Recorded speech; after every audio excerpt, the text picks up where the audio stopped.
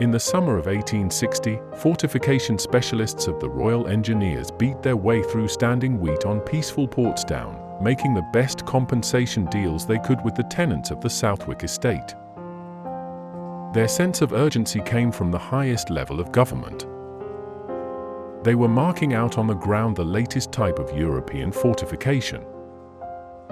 A vast scheme of mutually supporting forts would girdle Portsmouth by land and sea.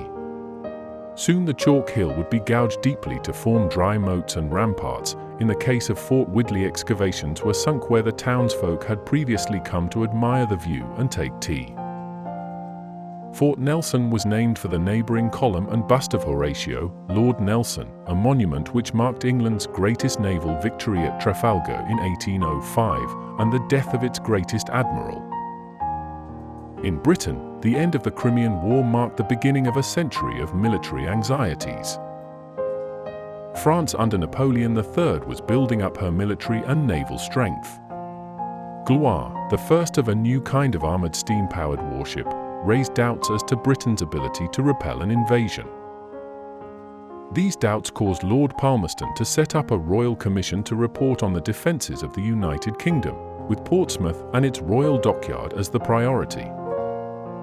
Supported by Queen Victoria and her husband Prince Albert, the result was the building of the greatest works of fortification yet undertaken in this country in peacetime. A start on modernising the Royal Navy was made with the launch of HMS Warrior, the British answer to Gloire, and Britain's traditional wooden walls began to be replaced with ironclads. The third element in strengthening Britain's defences was to augment the small standing army by the raising of a new volunteer corps. Artillery volunteers were especially important, and without them the extensive Portsmouth fortress could never have been garrisoned. Fort Nelson, along with the other land works in this huge ring fortress around Portsmouth, was substantially complete by the late 1860s. The huge armament demands for the Royal Commission forts were never fully met. The threat of invasion evaporated, and Fort Nelson and its neighbours were never put to the test. Such was the pace of change both in technology and international relations. By the time they were nearly finished, France had been invaded and defeated by Prussia.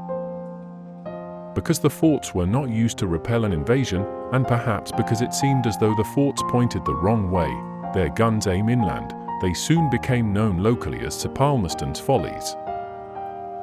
It could hardly be admitted officially that these forts were obsolete almost as soon as they were completed. They were therefore maintained, and formed monumental props in the large-scale manoeuvres of both regulars and volunteers during the later 19th century, spectacles which the townsfolk flocked to watch, bringing picnics once the tea rooms were demolished. Fort Nelson is part of a massive ring of brick, masonry and earth forts, built to provide the firepower to deter an enemy attack on Portsmouth from inland. Portsmouth was Britain's premier naval dockyard, building and maintaining warships that were vital to the defence of Britain and her growing empire. Portsmouth faced the new French dockyard at Cherbourg, only a short 130 kilometres, 81-mile a journey for new steam-powered warships. The threat was not simply a direct naval assault. It was feared that a French invasion force might land elsewhere, occupy Portsdown Hill, and fire their new long-range guns to attack Portsmouth below from its landward side. However, despite strong words, the French did not steam across the Channel. By the time the Palmerston forts were completed, France had been humiliated by war with Prussia in 1870. Never used against invaders, the angular forts dominating the chalk ridge of Portsdown were soon called Palmerston's Follies. Fort Nelson and the other Portsdown forts had cost a fortune to build. They were one of the biggest defences ever built in Britain.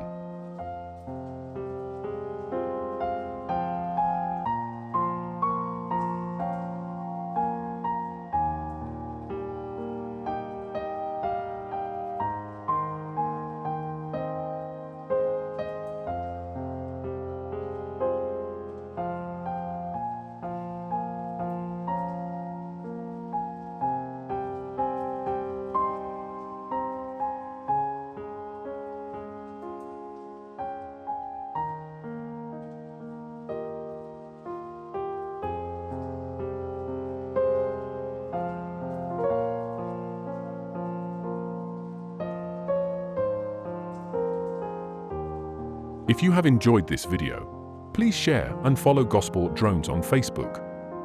And consider supporting us on patreon.com/Gosport Drones. Thank you.